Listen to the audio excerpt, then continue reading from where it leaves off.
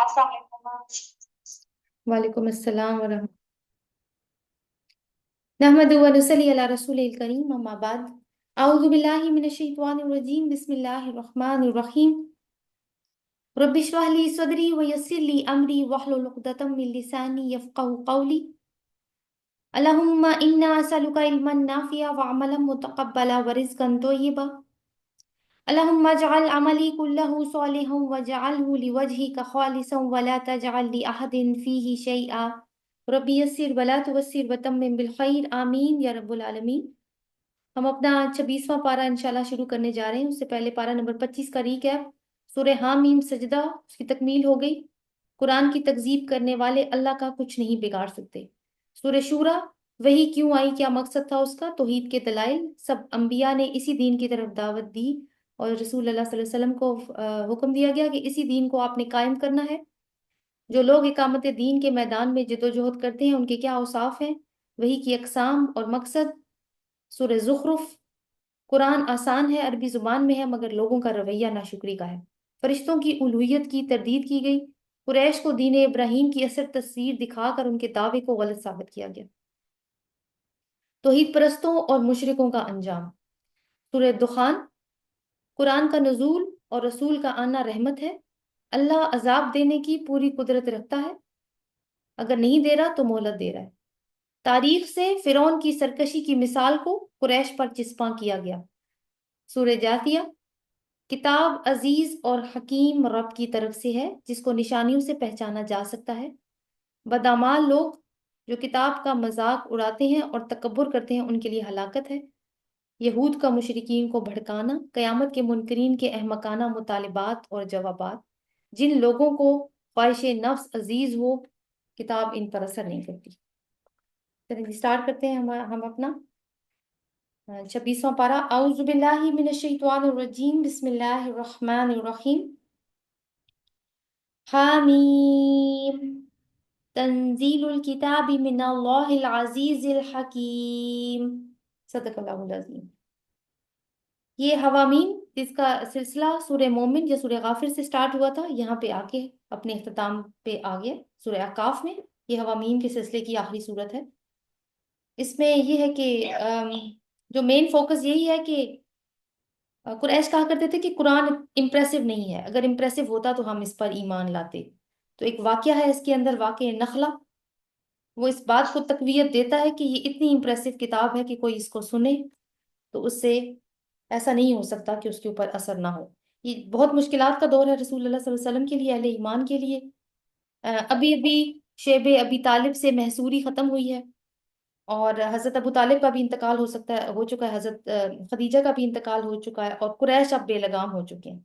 اسی اسنا میں رسول اللہ صلی اللہ علیہ وسلم نے طائف کا سفر کیا ہے، تو بنو ثقیف کے جو قبائل ہیں بہت ہی بری طریقے سے پیش آئے ہیں رسول اللہ صلی اللہ علیہ وسلم کو۔ ایک صرف دعوت کا انکار ہی نہیں کیا بلکہ اپنے اوباش نوجوانوں کو رسول اللہ صلی اللہ علیہ وسلم کے اور ان کے ساتھ جو ان کے آزاد کردہ غلام تھے حضرت زید بن حارثہ رضی اللہ عنہ، ان کے پیچھے لگا دیا۔ وہ ان کے اوپر پتھروں سے بارش کر رہے تھے، پتھر برسا رہے تھے ہر طرف سے۔ حضرت زید بن حارثہ روکتے تھے ان پتھروں کو اپنے اوپر، لیکن لوگ بہت زیادہ تھے، جس کی وجہ سے رسول اللہ صلی اللہ علیہ وسلم بہت برے طریقے سے زخمی ہوئے، خون سے ان کے جوتے بھر گئے، ان کو ایک باغ میں پناہ لینی پڑی۔ وہاں پہ ایک فرشتہ ظاہر ہوا، حضرت جبریل علیہ السلام لے کر آئے پہاڑوں کا فرشتہ کہ اگر آپ چاہیں تو ان طائف والوں کو دو پہاڑوں کے درمیان میں پیس دیا جائے، لیکن رسول اللہ صلی اللہ علیہ وسلم نے ان کے لیے دعا، رحمت ہی کی دعا کی کہ ہو سکتا ہے کہ ان کی اگلی نسلوں میں سے لوگ ایسے ہوں جو ایمان لے آئیں۔ تو وہ واقعہ بھی یہاں پہ موجود ہے، یعنی ایک کانٹیکسٹ اس کا بھی موجود ہے۔ سٹارٹ کرتے ہیں سورہ احقاف۔ احقاف ایک جگہ کا نام ہے جہاں پہ حضرت ہود علیہ السلام نے اپنی دعوت دی تھی، عاد، قوم عاد پہ۔ اللہ کے نام، عطیہ آپ کا مائی کون ہے؟ اللہ کے نام سے جو بے انتہا مہربان اور رحم فرمانے والا ہے۔ حامیم، اس کتاب کا نزول اللہ زبردست اور دانا کی طرف سے ہے۔ ہم نے زمین اور آسمانوں کو اور ان ساری چیزوں کو جو ان کے درمیان میں ہیں برحق ایک مدت مقرر کے تعین کے ساتھ پیدا کیا۔ برحق میں مدت، جو مقرر مدت ہے وہ خود بخود شامل ہو جاتی ہے۔ باقی برحق کا مطلب اب تک ہم سمجھ چکے ہیں کہ یہ کوئی کھیل نہیں ہے، کوئی تماشا نہیں ہے، بلکہ اس کا ایک پرپز ہے۔ کیا پرپز ہے؟ کہ اس عالم میں جو بھی ہم اعمال کریں گے، جس کی ہمیں پوری طریقے سے گائیڈ لائن دی گئی ہے، اگر ہم ان کو اسی طرح کریں گے تو ہمارے ان اعمال کا دار و مدار اگلے عالم کا جو رزلٹ ہے اس کے اوپر پڑنے والا ہے۔ مگر یہ کافر لوگ اس حقیقت سے منہ موڑے ہوئے ہیں جن سے ان کو خبردار کیا گیا ہے۔ اے نبی صلی اللہ علیہ وسلم ان سے کہو، کبھی تم نے آنکھیں کھول کر دیکھا بھی ان کہ وہ کیا ہستیاں ہیں جنہیں تم اللہ کو چھوڑ کر پکارتے ہو؟ ذرا مجھے دکھاؤ تو صحیح کہ زمین میں انہوں نے کیا پیدا کیا ہے؟ کیا آسمانوں کی تخلیق اور تدبر میں ان کا کوئی حصہ ہے؟ اس سے پہلے آئی ہوئی کوئی کتاب یا علم کا کوئی بقیہ تمہارے پاس ہو تو وہی لے آؤ اگر تم سچے ہو۔ آخر اس شخص سے زیادہ بہکا ہوا انسان اور کون ہوگا جو اللہ کو چھوڑ کر ان کو پکارے جو قیامت تک جواب نہیں دے سکتے، بلکہ اس سے بھی بے خبر ہے کہ پکارنے والے ان کو پکار رہے ہیں، اور جب تمام انسان جمع کیے جائیں گے اس وقت وہ اپنے پکارنے والوں کے دشمن اور ان کی عبادت کے منکر ہوں گے۔ کیا پوائنٹس یہاں پہ بتائے گئے ہیں؟ جو سوالات پوچھے گئے ہیں آنکھیں کھولنے والے سوالات ہیں، جو جو مشرک ہیں ان سے جو پوچھے گئے ہیں کہ معبودوں کی حقیقت بتاؤ، کیا کچھ تخلیق کیا انہوں نے؟ نہیں، جواب ہوگا۔ کیا کچھ تدبیر، کوئی پلاننگ کی ہے اس کائنات کے بارے میں؟ نہیں۔ کیا تمہاری باتوں کو سنتے ہیں؟ نہیں۔ کیا جواب دیتے ہیں آگے سے؟ نہیں۔ آخرت میں تمہاری شفاعت کریں گے؟ تمہارا تو یہی خیال ہے، لیکن اللہ تعالیٰ بتا رہے ہیں کہ نہیں، ایسا بھی نہیں ہوگا۔ جو جواب بھی یہاں پہ نہیں دیتے وہ آخرت میں انہوں نے کیا، ان کے پاس کوئی اختیار ہونا ہے؟ بے اختیار، بے بس۔ اور تم کیسے ہو جو ان بے بسوں کو پکارتے ہو؟ وَإِذَا تُتْلَى عَلَيْهِمْ آيَاتُنَا بَيِّنَاتٍ قَالَ الَّذِينَ كَفَرُوا لِلْحَقِّ لَمَّا جَاءَهُمْ هَذَا سِحْرٌ مُبِينٌ، آیت نمبر 7 ہے یہ۔ ان لوگوں کو جب ہماری صاف صاف آیات سنائی جاتی ہیں اور حق ان کے سامنے آ جاتا ہے تو یہ کافر اس کے متعلق کہتے ہیں یہ تو کھلا جادو ہے۔ کیا ان کا کہنا یہ ہے کہ رسول نے اسے خود گھڑ لیا؟ ان سے کہو اگر میں نے اسے خود گھڑ لیا ہے تو تم اللہ کی پکڑ سے کچھ بھی نہیں بچا سکو گے۔ جو باتیں تم بناتے ہو اللہ ان کو خوب جانتا ہے، میرے اور تمہارے درمیان گواہی کے لیے کافی ہے، وہ بڑا درگزر کرنے والا ہے اور بڑا رحیم ہے۔ یہاں پہ یہ جو فکرہ اللہ تعالیٰ نے بولا کہ وہ بڑا رحیم ہے، ایک تو اس کا معنی یہ ہے کہ فی الواقع یہ اللہ کا رحم اور اس کا درگزر ہے جس کی وجہ سے لوگ زمین میں سانس لے رہے ہیں، جنہیں اس بات میں بھی کوئی لائک گھبراہٹ نہیں ہوتی کہتے ہوئے کہ یہ اللہ کا، یہ اس رسول نے خود یہ کلام گھڑ لیا ہے۔ ورنہ کوئی اور بے رحم اور سخت گیر قسم کا مالک ہوتا اس کائنات کا تو جیسی جسارتیں یہ لوگ کر رہے ہیں ان کو ایک دوسرا سانس لینے کی بھی مہلت نہ ملتی۔ اور دوسرا مطلب اس کا یہ ہے کہ ظالموں، ابھی بھی ہٹ درمی سے باز آ جاؤ، اللہ کی رحمت کا دروازہ تمہارے لیے کھلا ہے، جو کچھ تم نے کیا ہے وہ بھی معاف ہو سکتا ہے ابھی۔ قل ما كنت بدعا من الرسل وما ادري ما يفعل بي ولا بكم۔ اب یہ رسولوں کا آنا کیونکہ ان کے لیے رسول ہی بہت بڑی بات بن گئی تھی کہ یہ اپنے ہمارے اندر سے ہی رسول آ گیا، تو اس کے بارے میں بتایا جا رہا ہے کہ یہ کوئی انوکھا واقعہ نہیں ہوا جو بھی ہوا ہے۔ ان سے کہو میں کوئی نرالا انوکھا رسول تو نہیں ہوں، یعنی جس طرح پہلے رسول آتے تھے اسی طرح میں بھی ایک رسول آیا ہوں، جس طرح پہلے لوگ رسول انسان ہوتے تھے اور اللہ تعالیٰ کی صفات اور اختیارات میں ان کا کوئی حصہ نہیں ہوتا تھا، ویسے ہی میں بھی رسول ہوں، صرف میری ڈیوٹی ہے کہ مجھ پہ وحی کی جاتی ہے اور میں بشیر و نذیر بنا کے بھیجا گیا ہوں۔ میں نہیں جانتا کل تمہارے ساتھ کیا ہونے والا ہے، یعنی میرے پاس علم الغیب نہیں ہے، اور میرے ساتھ کیا ہونے والا ہے، یعنی دونوں باتیں جو ہیں وہ، اس کا مطلب کیا ہے کہ رسول جو ہے وہ غیب کا علم نہیں رکھتا۔ یہ رسول صلی اللہ علیہ وسلم کہہ رہے ہیں کل تمہارے ساتھ کیا ہونا ہے اور میرے ساتھ کیا ہونا ہے، اس کا تعلق آخرت کا معاملہ نہیں ہے مراد، کیونکہ اس کے بارے میں تو سورہ دوحا میں اللہ تعالیٰ نے رسول صلی اللہ علیہ وسلم سے فرما دیا تھا کہ یقیناً آخرت آپ کے لیے دنیا سے بہتر ہے۔ لیکن وہ کشمکش یہاں پہ وہ مراد ہے جو جو چل رہی ہے ابھی۔ میں تو صرف اس وحی کی پیروی کرتا ہوں جو میرے پاس بھیجی جاتی ہے، میں ایک صاف صاف خبردار کر دینے کے سوا اور کچھ نہیں ہوں۔ اے نبی صلی اللہ علیہ وسلم ان سے کہو کبھی تم نے سوچا بھی کہ اگر یہ کلام اللہ ہی کی طرف سے ہوا اور تم نے اس کا انکار کر دیا تو پھر کیا ہوگا؟ یہ وہی حامیم سجدہ میں بھی ہم نے یہ بات پڑھی تھی کہ اس طریقے سے بھی سوچ کے دیکھ لو، انکار پہ تو تم نے ابھی ادھار کھایا ہوا ہے، یہ بھی سوچ لو کہ اگر اللہ ہی کی طرف سے ہوا، تم تو کہہ رہے ہو کہ رسول نے گھڑا ہے، ذرا اس پہ بھی غور کر لو۔ اور اس جیسے ایک کلام پر تو بنی اسرائیل کا ایک گواہ شہادت بھی دے چکا ہے، وہ ایمان لے آیا اور تم گھمنڈ میں پڑے رہے۔ اللہ ایسے ظالموں کو ہدایت نہیں دیتا۔ یہ بنی اسرائیل کا جو گواہ ہے یہ کوئی خاص آدمی مراد نہیں ہے، بلکہ بنی اسرائیل کا ہر عام آدمی یہ بات اچھے طریقے سے جانتا ہے کہ وحی کا پیغمبروں پر آنا کوئی انوکھی بات نہیں ہے، اور جو لوگ درست علم رکھتے ہیں اللہ تعالیٰ کی کتابوں کا، انہیں معلوم ہو گیا کہ یہ قرآن صحیح ہے، یہ اللہ ہی کی طرف سے ہے، رسول سچا ہے، یہ اللہ کا کلام ہے جو یہ پیش کر رہا ہے، تو وہ ایمان بھی لے کر آئے۔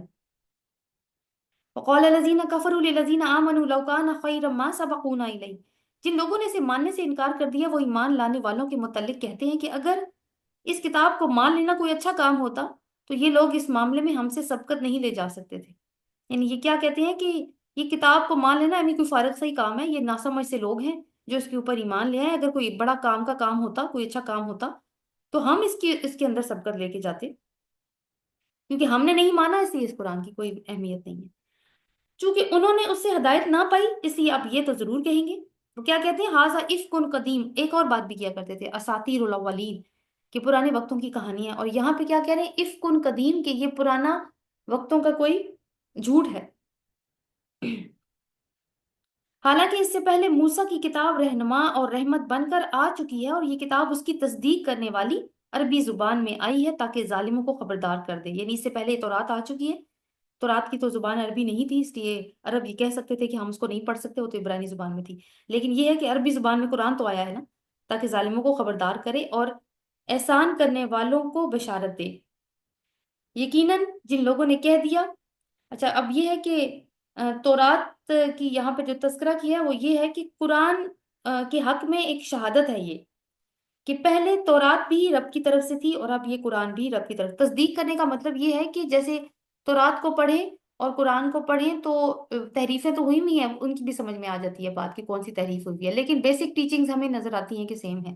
تو وہ چیز یہ ہے کہ قرآن چونکہ ان ساری باتوں کی تصدیق کر رہا ہے جو تورات میں موجود ہیں، تو یعنی جو جو اصلی حالت میں تورات میں موجود ہیں ان کی تصدیق قرآن سے ہو جاتی ہے. تو یہ بھی اس بات کا ثبوت ہے کہ دونوں کتابیں اللہ ہی کی طرف سے ہیں. یقیناً ان الذین قالوا. اچھا، یہاں پہ جو دو الفاظ ہیں نا، ظلموا، آیت نمبر 12 میں سے، لینذر الذین ظلموا وبشری للمؤمنین، ان کو ہم نے اپنے مائنڈ میں رکھنا ہے، ظلموا اور للمحسنین. ان الذین قالوا ربنا اللہ ثم استقاموا فلا خوف علیہم ولا هم یحزنون. یہ بھی ہم حامیم سجدہ میں اس طرح کا مضمون پڑھ کے آئے ہیں. یقیناً جن لوگوں نے کہہ دیا کہ اللہ ہی ہمارا رب ہے اور پھر اس پر جم گئے، یعنی ایمان لے کر آئے ہیں اور پھر جم گئے ہیں، اب جو کچھ ہو جائے وہ اپنے ایمان سے ہلنے والے نہیں ہیں، ان کی بات ہو رہی ہے. ان کے لیے نہ کوئی خوف ہے اور نہ ہی وہ غمگین ہوں گے. ایسے لوگ جنت میں جانے والے ہیں جہاں وہ ہمیشہ رہیں گے، ان اعمال کے بدلے میں جو دنیا میں کرتے رہے ہیں. حامیم سجدہ میں کیا بات ہوئی تھی؟ بے شک جن لوگوں نے کہا کہ ہمارا رب اللہ ہے اور اس پر قائم رہے، ان پر فرشتے نازل ہوتے ہیں جو ان سے کہیں گے کہ ہم دنیا کی زندگی میں بھی تمہارے دوست ہیں اور آخر میں بھی تمہارے دوست ہوں گے. تو یہاں پہ اللہ تعالیٰ نے جنت کی بشارت دی ہے ان لوگوں کو.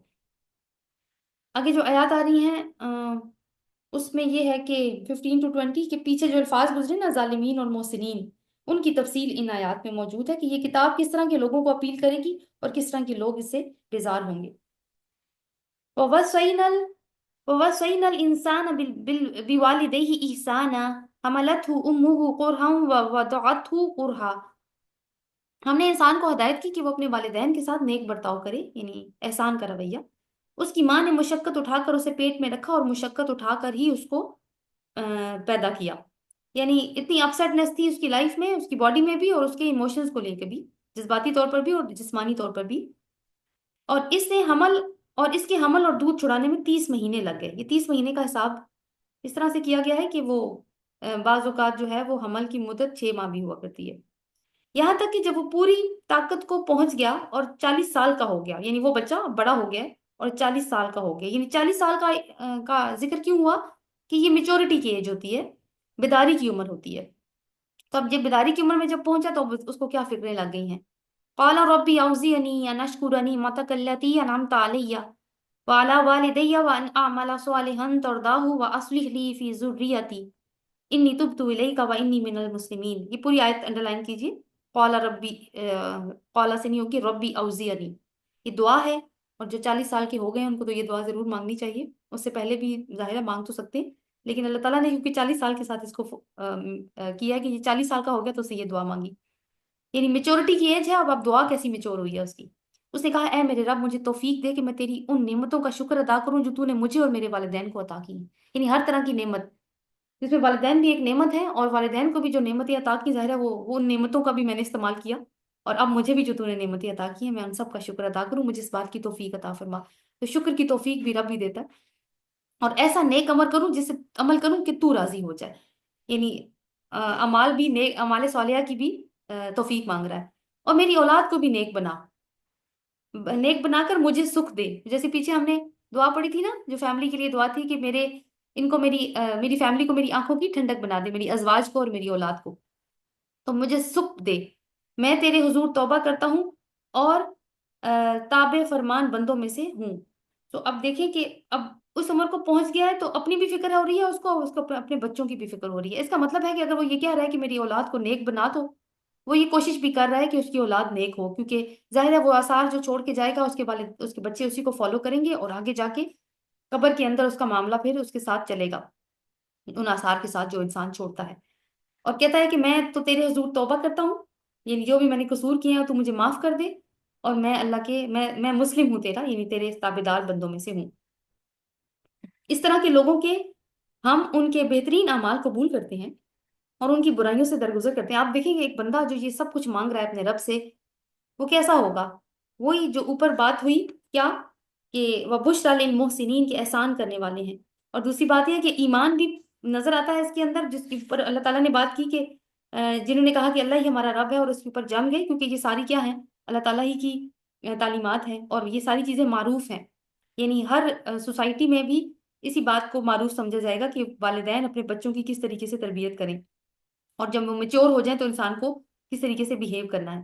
اسی طرح کے لوگوں کو ہم ان کے بہترین اعمال قبول کرتے ہیں، ان کی برائیاں سے درگزر کرتے ہیں، یہ جنتی لوگوں میں شامل ہوں گے اس سچے وعدے کے مطابق جو ان سے کیا جاتا رہا ہے۔ اب مقصد کیا ہے یہ بات کہنے کا کہ پہلے تو اللہ تعالیٰ نے کتاب کے اوپر بات کی، اور اب اچانک والدین کا ذکر کیا اور میچورٹی کی ایج، کہ اس کتاب پہ وہی لوگ ایمان لائیں گے جو اللہ کا اور اپنے والدین کا حق پہچاننے والے ہوں گے، جن کو اپنی اولاد کی تربیت کی فکر ہوگی، جو اللہ کے شکر گزار بندے ہوں گے۔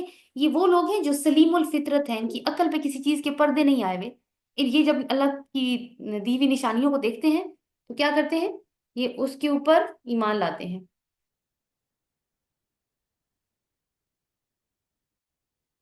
اوکے، اور جس شخص نے اب وہ والی آیت دوبارہ سے دیکھیے، آیت نمبر 12، ظلموں، محسنین کی بات ہوگی نا، ظلموں کی بات رہ گئی، جنہوں نے ظلم کیا، ان کا اکاؤنٹ آ رہا ہے۔ وَالَّذِينَ قَالَ لِوَالِدَيْهِ أُفٍّ لَكُمَا، جس شخص نے اپنے والدین سے کہا اف تنگ کر دیا تم نے، کیا تم مجھے یہ خوف دلاتے ہو کہ میں مرنے کے بعد قبر سے نکالا جاؤں گا، حالانکہ مجھ سے پہلے کتنی نسلیں گزر چکی ہیں، ان میں سے تو کوئی اٹھ کر نہیں آیا۔ یعنی والدین سے بچے کی بات ہو رہی ہے کہ بچہ کس طریقے کی گفتگو کر رہا ہے، اور ماں اور باپ اللہ کی دہائی دے کر کہتے ہیں کہ ارے بدنصیب مان جا، اللہ کا وعدہ سچا ہے۔ یعنی والدین ایسے لگ رہا ہے کہ مسلمان ہیں لیکن بیٹا آوارہ ہو چکا ہے، اور ماں باپ نیکی کی ہدایت کر رہے ہیں خیر خواہی کی وجہ سے، ابھی تک کر رہے ہیں، بچہ بڑا ہو چکے ہیں، جو جس طریقے سے جواب وہ دے رہا ہے کہ وہ کہہ رہا ہے کہ میں نے تو اس طرح کی باتیں، بالکل وہی قریش والی جواب دے رہا ہے نا کہ پہلے والی کوئی نسلیں پیدا ہوئی ہیں تو مجھے بتائیں دوبارہ سے۔ فَيَقُولُ مَا هَٰذَا إِلَّا أَسَاطِيرُ الْأَوَّلِينَ، اور وہ کہتا ہے کہ یہ سب تو اگلے وقتوں کی فرسودہ کہانیاں ہیں۔ پیچھے کیا لفظ پڑا تھا؟ افکن، کہ یہ جھوٹ ہے قرآن کے بارے میں، ہاذا افکن قدیم، آیت نمبر 11 میں ہم نے پڑھا تھا، اور وہ بھی اساطیر الاولین، ادھر بھی یہ بات ڈسکس ہوئی اس کے ساتھ، تو یہاں پہ بھی آپ دیکھیں کہ اس کے منہ سے بھی یہی باتیں نکل رہی ہیں، یہ سب اگلے وقتوں کی فرسودہ کہانیاں ہیں، بالکل اہل مکہ کی تصویر بن چکا ہے۔ یہ لوگ ہیں جن پر عذاب کا فیصلہ چسپاں ہو چکا ہے۔ پیچھے جو ہم نے گروہ پڑھا ان کی فطرت سلیم تھی، یعنی فطرت سلامت تھی ان کی، اور وہ اللہ کا بھی حق پہچانتے تھے اور اپنے والدین کا بھی حق پہچانتے تھے۔ یہ دیکھیں اس کی فطرت مسخ ہو چکی ہے، یہ کسی نیکی کو نہیں جانتا، مادر پدر آزاد زندگی گزارنا چاہتا ہے، اور نہ نہ اپنے والدین کا حق پہچان رہا ہے، نہ اللہ کا حق پہچان رہا ہے۔ ملک اور ان سے پہلے جنوں اور انسانوں کے جو ٹولے ہو کر گزرے ہیں، یعنی ان کا بھی یہی طریقہ رہا ہے، جو جن اسی طرح کے لوگ تھے، جس طرح کے ابھی ذکر ہوا کہ جو اپنے والدین کے ساتھ جو بچہ سلوک کر رہا ہے، ان سے پہلے جنوں اور انسانوں کے جو ٹولے ہو کر گزرے ہیں، انہی میں یہ بھی شامل ہو جائیں انہی میں یہ بھی جا شامل ہوں گے، بے شک یہ گھاٹے میں رہ جانے والے لوگ ہیں۔ دونوں گروہوں میں سے ہر ایک کے درجات ان کے اعمال کے لحاظ سے ہیں، یعنی دونوں گروہوں میں جنوں انس بھی ہو سکتے ہیں جیسے اوپر ذکر آیا، اور وہ ظالمین اور محسنین بھی ہو سکتے ہیں، ان کے اپنے اعمال کے لحاظ سے ہیں، تاکہ اللہ ان کے کیے کا پورا پورا بدلہ ان کو دے۔ ان پر ظلم ہرگز نہیں کیا جائے گا۔ پھر جب یہ کافر آگ کے سامنے لا کھڑے کیے جائیں گے تو ان سے کہا جائے گا تم اپنے حصے کی نعمتیں اپنی دنیا کی زندگی میں ختم کر چکے، ان کا لطف تم نے اٹھا لیا، اب جو تکبر تم زمین میں کسی حق کے بغیر کرتے رہے اور جو نافرمانیاں تم نے کی، ان کی پاداش میں آج تم کو ذلت کا عذاب دیا جائے گا۔ ان دنیا میں اللہ تعالیٰ اپنی نعمتیں نہیں روکتا، چاہے کوئی اس کو مانتا ہے نہیں مانتا، کوئی تکبر بھی کرتا ہے، سرکشی بھی کرتا ہے رب کے سامنے، تو اللہ تعالیٰ اپنی نعمتیں ان کے لیے نہیں روکتا نہیں ہے اس دنیا کے اندر، وہ بھوکے نہیں مرتے کوئی، یا ان کو بے گھر نہیں کر دیتا، لیکن آخرت میں پھر ان کا کوئی حصہ نہیں ہوگا. ان سے کہا جائے گا تمہیں سب کچھ جو انجوائے کرنے کی چیزیں دی تھی وہ تم کر کے آ گئے ہو. وَاذْكُرْ أَخَا عَادٍ إِذْ أَنذَرَ قَوْمَهُ بِالْأَحْقَافِ وَقَدْ خَلَتِ النُّذُرُ مِنْ بَيْنِ يَدَيْهِ وَمِنْ خَلْفِهِ أَلَّا تَعْبُدُوا إِلَّا اللَّهَ. ذرا انہیں عاد کے بھائی ہود کا قصہ سناؤ. یہ قوم عاد ہے اور ان کے اوپر جو پیغمبر آئے ہیں وہ ہود علیہ السلام ہے. ان کا قصہ سناؤ جبکہ اس نے احقاف میں اپنی قوم کو خبردار کیا تھا. احقاف ایک جگہ ہے ان کے ملک میں، اور وہاں پہ انہوں نے اپنی قوم کو خبردار کیا. اور ایسے خبردار کرنے والے اس سے پہلے بھی گزر چکے ہیں اور اس کے بعد بھی آتے رہے ہیں. یعنی پہلے نوح علیہ السلام کی قوم گزر چکی تھی اس سے پہلے بھی، اور اس کے بعد سمود آئے اور اس کے بعد بھی آتے ہی رہے. تو اللہ تعالیٰ نے بتایا کہ وہ بھی کوئی جیسے پیچھے ہے نا، میں کوئی نرالا رسول نہیں ہوں، بدن رسول. یہاں پہ بھی یہی بات ہے کہ آج کے اوپر بھی جو رسول آیا تھا وہ کوئی نیا رسول نہیں تھا. یہ سلسلہ چلتا جا رہا ہے کہ اللہ کے سوا کسی کی بندگی نہ کرو، مجھے تمہارے حق میں ایک بڑے ہولناک دن کے عذاب کا اندیشہ ہے. یعنی توحید کی دعوت دی اور ساتھ میں خبردار کیا آخری دن سے. انہوں نے کہا کیا تو اس لیے آیا کہ ہمیں بہکا کر ہمارے معبودوں سے برگشتہ کر دے؟ اچھا تو لے اپنا عذاب جسے تو ہمیں ڈراتا ہے اگر واقعی تو سچا ہے. قال انما العلم عند اللہ. اس نے کہا اس کا علم تو اللہ ہی کو ہے. یعنی عذاب اللہ تعالیٰ نے تم پہ بھیجنا ہے نہیں بھیجنا، کب بھیجنا ہے، تمہیں مہلت دے گا نہیں دے گا، اس کا علم مجھے نہیں ہے، اس کا علم اللہ ہی کو ہے. میں صرف وہ پیغامات تمہیں پہنچاتا ہوں جسے دے کر میں بھیجا گیا. میرا کام نہیں ہے عذاب کو ڈیل کرنا، وہ اللہ کا کام. میرا جو کام ہے میں وہی کروں گا. مگر میں یہ دیکھ رہا ہوں کہ تم لوگ جہالت برت رہے ہو. فلما رأوه عارضا مستقبل اوديتهم قالوا هذا عارض ممطرنا. یہ آیت نمبر 24 ہے. پھر جب انہوں نے اس عذاب کو اپنی وادیوں کی طرف آتے دیکھا تو کہنے لگے یہ بادل ہے جو ہم کو سیراب کر دے گا. خوش ہو گئے، بادل آتا دیکھا نا اپنی وادیوں کی طرف، خوش ہو گئے. نہیں، بلکہ یہ وہ چیز ہے جس کے لیے تم جلدی مچا رہے تھے. یہ ہوا کا طوفان ہے جس میں دردناک عذاب چلا آ رہا ہے. اپنے رب کے حکم سے ہر چیز کو تباہ کر کے رکھ دے گا. اب یہاں سے یہ ہوا کہ ان کے اوپر سخت ٹھنڈی ہوا چلی ہے جو 7 راتیں اور 8 دن تک چلتی رہی تھی ان کے اوپر، اور ہر چیز ختم ہو گئی تھی. آگے جا کے اس کی ڈیٹیل بھی آ جائے گی اس عذاب کی. آخرکار ان کا یہ حال ہوا کہ ان کے رہنے کی جگہوں کے سوا کچھ نظر نہیں آتا تھا. اور یہ بڑے بڑے جسیم لوگ تھے. میں نے آپ کو شاید اسی پکچر بھیجی ہے، ان کی جو ایکسکویشن سے کچھ بڑے بڑے ڈھانچے، لوگوں کے انسانی ڈھانچے جو برآمد ہوئے ہیں زمین سے، کہا جاتا ہے وہ آج ہی ہیں. کیا ہوا کہ آخرکار ان کا یہ حال ہوا کہ ان کے رہنے کی جگہوں کے سوا وہاں کچھ نظر نہیں آتا تھا. اس طرح ہم مجرموں کو بدلہ دیا کرتے. وہ رہنے کی جگہ جن پہ بڑا ناز تھا ان کو بس وہی رہ گئی، ساتھ نہیں گئی ان کے، اور خود ختم ہو گئے. ان کو ہم نے وہ کچھ دیا تھا جو تم لوگوں کو نہیں دیا. ان کو ہم نے کان، آنکھیں اور دل سب دے رکھے تھے، مگر نہ وہ کان ان کے کسی کام آئے، نہ آنکھیں اور نہ دل، کیونکہ وہ اللہ کی آیات کا انکار کرتے تھے. جس چیز کے لیے کانوں، آنکھوں، دلوں کو استعمال کرنا تھا اسی سے اندھے بنے رہے، اور اسی چیز کے پھیر میں آ گئے جس کا وہ مذاق اڑاتے تھے. یعنی ساری ذہانت رکھنے کے باوجود عذاب کی گرفت میں آ گئے. آنکھ، کان، دل اگر آیات الہی کو ہی نہ پہچان سکیں تو پھر ان کی رسائی بہت محدود ہو جاتی ہے. تمہارے گرد و پیش کے علاقوں میں بہت ساری بستیوں کو ہم ہلاک کر چکے ہیں. ہم نے اپنی آیات بھیج کر بار بار اسی طرح بار بار طرح طرح سے ان کو سمجھایا شاید کہ وہ باز آ جائیں. مگر کیوں نہ ان ہستیوں نے ان کی مدد کی جنہیں اللہ کو چھوڑ کر انہوں نے تقرب اللہ کا ذریعہ سمجھتے ہوئے معبود بنا لیا تھا. کیونکہ عقیدہ تو ان کا یہی تھا کہ یہ جو معبود ہم نے گھڑے ہیں یہ ہمیں اللہ کے قریب کریں گے، یہ وسیلہ بنیں گے ہمارے لیے ہمارے رب کے ساتھ. تو اللہ تعالیٰ کہتے ہیں جب عذاب آ گیا تو ان کو سب سے زیادہ ضرورت اب تھی نا ان ہستیوں کی. اب ان کو تقرب کا ذریعہ بننا چاہیے تھا نا، اللہ کے پاس جانا چاہیے تھا، سفارشیں کرنی چاہیے تھیں کہ عذاب ڈال دے، لیکن نہیں کیا.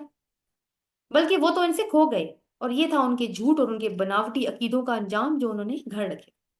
اب 29 سے 35 تو جو آیات آ رہی ہیں تسلی ہے. تسلی یہ کہ آپ کا کوئی قصور نہیں ہے، کیونکہ حالات تنگ ہیں. آپ دیکھیں کہ جس طریقے سے آیات آ رہی ہیں کہ مسلمانوں پہ حالات تنگ ہیں، تو کب قریش مکہ کو کیا باتیں سنوائی جا رہی ہیں یہاں پہ. آپ کو تسلی دی جا رہی ہے کہ آپ کا کوئی قصور نہیں ہے. یہ کلام تو اتنا دلکش اور امپریسو ہے کہ اگر کوئی صالح اور نیک لوگ اس کو سنیں گے تو نہ وہ صرف عمل کرتے ہیں بلکہ وہ دعوت دینے والے بھی بن جاتے ہیں اس کے. یہ اتنا امپریسو کلام ہے. تو دیکھتے ہیں کہ ایک واقعہ بڑا خوبصورت. وَإِذْ صَرَفْنَا إِلَيْكَ نَفَرًا مِّنَ الْجِنِّ يَسْتَمِعُونَ الْقُرْآنَ. اور وہ واقعہ بھی قابل ذکر ہے جب ہم جنوں کے ایک گروہ کو تمہاری طرف لے آئے تھے تاکہ قرآن سنیں. سمے ہوا یہ تھا کہ یہ واقعہ ہے اس طائف کے سفر سے جس کا میں نے ذکر کیا سٹارٹ میں. طائف کے سفر سے مکہ واپس آتے ہوئے راستے میں یہ پیش آیا. آپ صلی اللہ علیہ وسلم نماز میں قرآن کی تلاوت فرما رہے تھے کہ جنوں کا ایک گروہ وہاں سے گزرا ہے. رسول صلی اللہ علیہ وسلم کو نہیں پتا چلا اس بارے میں.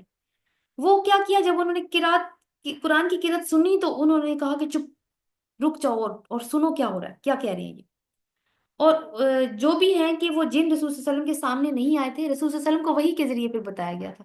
یعنی اس سے ایک بات یہ بھی سمجھ میں آتی ہے کہ میں بھی کہ رسول اللہ صلی اللہ علیہ وسلم دل گرفتہ ہوں کہ میں کتنی کوشش کر کے یہاں پہ آیا ہوں، پیدل سفر ہوا کرتے تھے، مکہ سے طائف آیا ہوں اور ان لوگوں نے میری بات نہیں سنی. تو اللہ تعالیٰ نے کہا نہیں، ایسی بات نہیں ہے.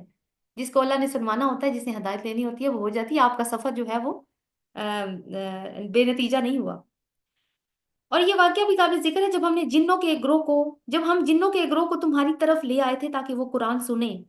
جب وہ اس جگہ پہنچے، یعنی جہاں پہ رسول اللہ صلی اللہ علیہ وسلم قرآن پڑھ رہے تھے، تو انہوں نے آپس میں کہا انصتو، خاموش ہو جاؤ.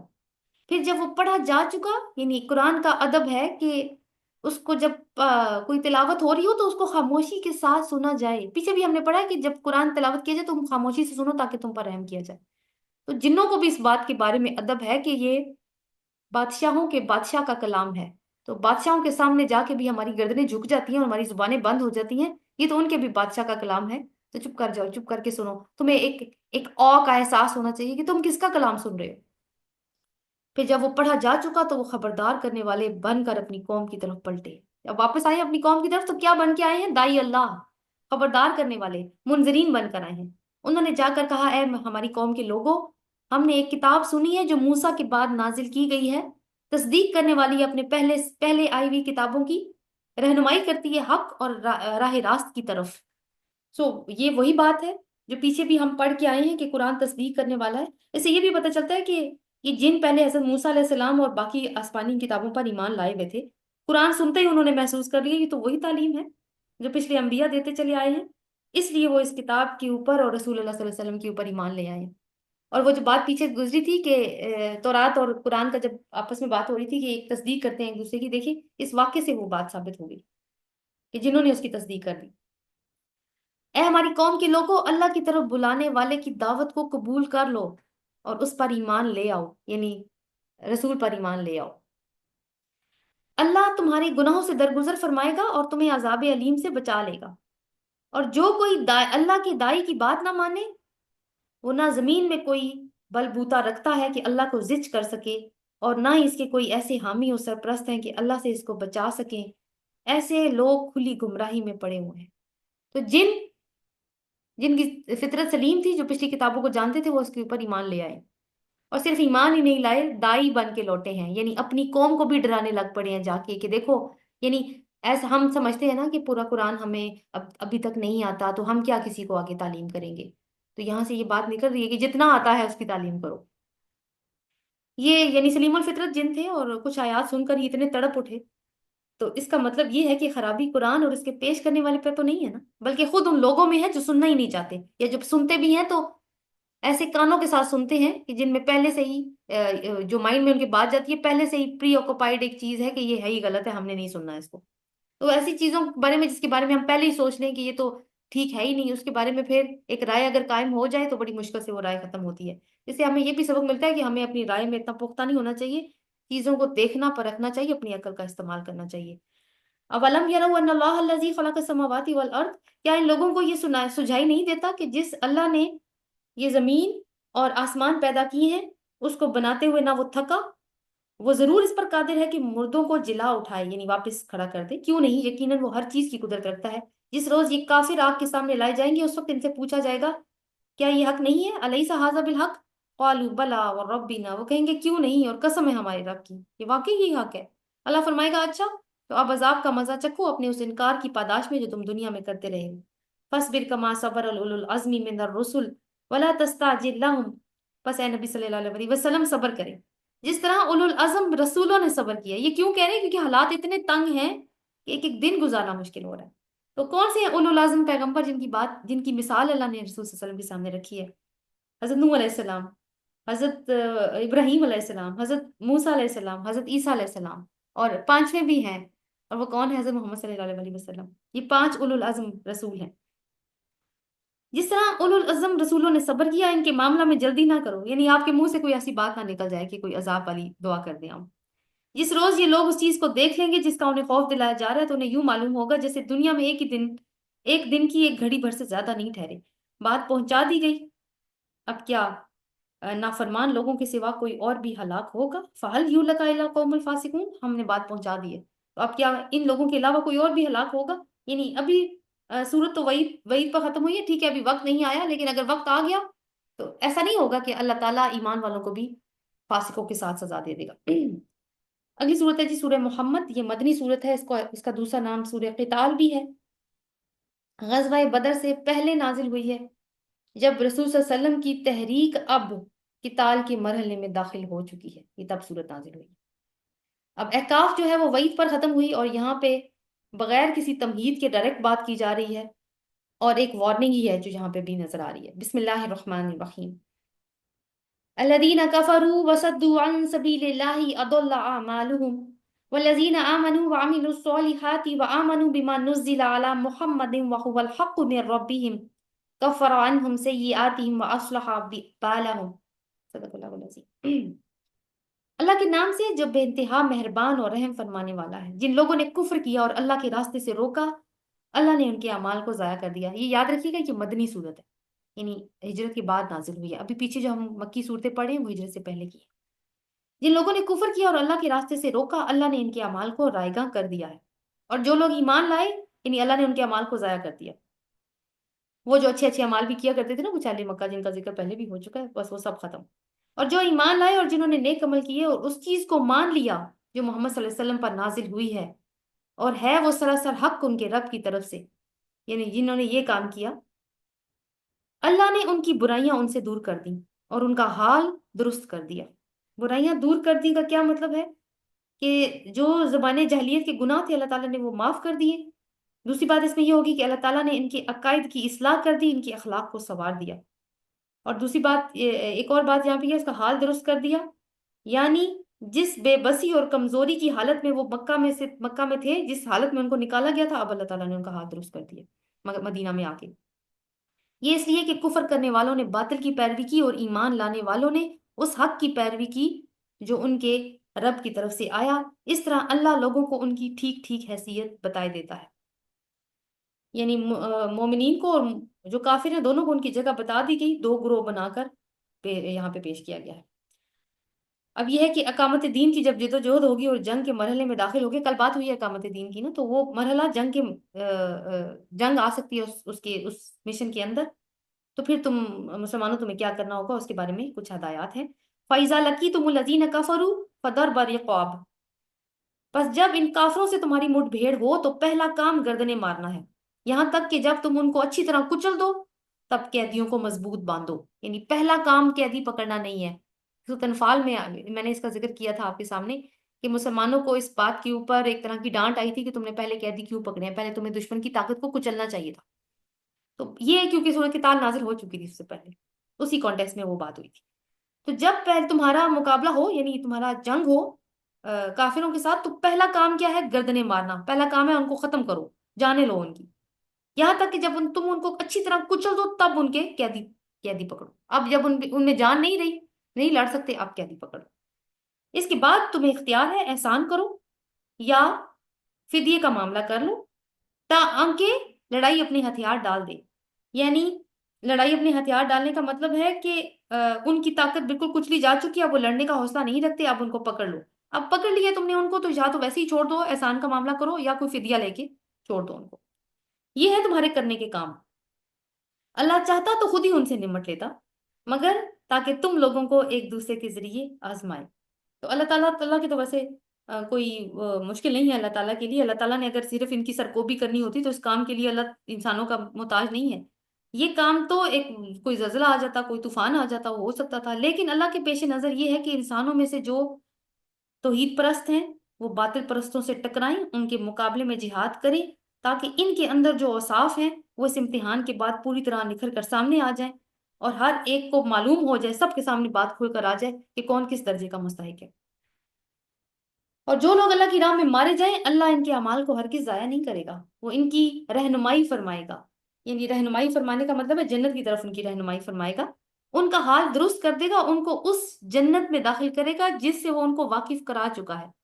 یعنی یہ لوگ جنت کے گھر کو دنیا کے گھر سے بہتر جانتے ہوں گے. یا الذین آمنو ان تنصروا اللہ ینصرکم ویثبت اقدامکم، اے لوگوں جو ایمان لائے ہو، اگر تم اللہ کی مدد کرو گے تو وہ تمہاری مدد کرے گا اور تمہارے قدم جما دے گا. اللہ کی مدد، اللہ تعالیٰ کہتے ہیں اللہ کی مدد کرو. تو کیا مراد ہے اس کی؟ ایک مطلب تو یہ ہے کہ اللہ کی مدد کرنے سے مراد اللہ کے دین کو قائم کرنا، اس کا کلمہ بلند کرنا ہے. اس کے لیے اب جان و مال سے جہاد کرو. دوسری بات یہ ہے کہ اللہ تعالیٰ کا یہ اہم قانون ہے کہ اگر تم اللہ کے فرما بردار بن کر رہو گے، اسی سے مدد مانگو گے، اسی پر توکل کرو گے اور دین کے غلبے کو اپنا مشن بناؤ گے، تو وہ تمہیں بے سہارا اور بے یار و مددگار نہیں چھوڑے گا. تو اللہ کی مدد یہی ہے کہ اس کے دین کو نافذ کیا جائے. رہے وہ لوگ جنہوں نے کفر کیا ہے، تو ان کے لیے ہلاکت ہے. اللہ نے ان کے اعمال کو ضائع کر دیا کیونکہ انہوں نے اس چیز کو ناپسند کیا جسے اللہ نے نازل کیا ہے، یعنی قرآن کو، اور اس میں جو بھی احکامات ہیں. لہٰذا اللہ نے ان کے اعمال ضائع کر دیے. کیا وہ زمین میں چلے پھرے نہیں تھے کہ ان لوگوں کا انجام دیکھتے جو ان سے پہلے گزر چکے ہیں؟ اللہ نے ان کا سب کچھ ان پر الٹ دیا. ایسے ہی نتائج ان کافروں کے لیے بھی مقدر ہیں. یعنی یہ کافر کون؟ جو جنہوں نے ماننے سے انکار کر دیا ہے. یعنی اس کا ایک مطلب تو یہ ہے کہ جس تباہی سے وہ کافر دو چار ہوئے، ویسی ہی تباہی اب ان کافروں کے لیے بھی ہے، یعنی جو پہلے گزر گئے. اب یہ کافر جو رسول صلی اللہ علیہ وسلم کی دعوت کو نہیں مان رہے. اور دوسری بات یہ ہے کہ یہ دنیا کی تباہی پہ ہی صرف، یعنی دنیا میں جو ان پر تباہی آئے گی اسی پہ معاملہ ختم نہیں ہوگا، آخرت میں ان کے لیے مزید تباہی ہے. اس لیے کہ ایمان لانے والوں کا حامی و ناصر اللہ ہے اور کافروں کا حامی و ناصر کوئی نہیں. آیت نمبر 11 دیکھیے، ذالک بان اللہ مولی الذین آمنوا وان الکافرین لا مولی لہم. اس میں 2 دفعہ مولا کا لفظ آیا. اس کا ترجمہ ہم پہلے دیکھیں. اس لیے کہ ایمان لانے والوں کا کوئی مولا نہیں ہے اور کافروں کا، ایمان لانے والوں کا مولا اللہ ہے اور کافروں کا کوئی مولا نہیں ہے. جنگ احد جب مسلمان ہار گئے تھے تو ابو سفیان نے ایک نعرہ لگایا تھا، لنا عزا ولا عزا لکم، ہمارے لیے عزا ہے اور تمہارے لیے کوئی عزا نہیں ہے. مسلمانوں کو یہ تانا مارا کہ ہماری دیوی عزا ہے، اسے ہماری مدد کی، اور تمہارے پاس کوئی عزا نہیں ہے، اس لیے تم اس حالت میں ہو. رسول صلی اللہ علیہ وسلم نے مسلمانوں کو نعرہ بتایا، وہ اسی آیت میں سے ہے، اللہ مولانا ولا مولا لکم، اللہ ہمارا مولا ہے اور تمہارا کوئی مولا نہیں ہے. کیونکہ یہ صورت نازل ہو چکی تھی عہد سے پہلے.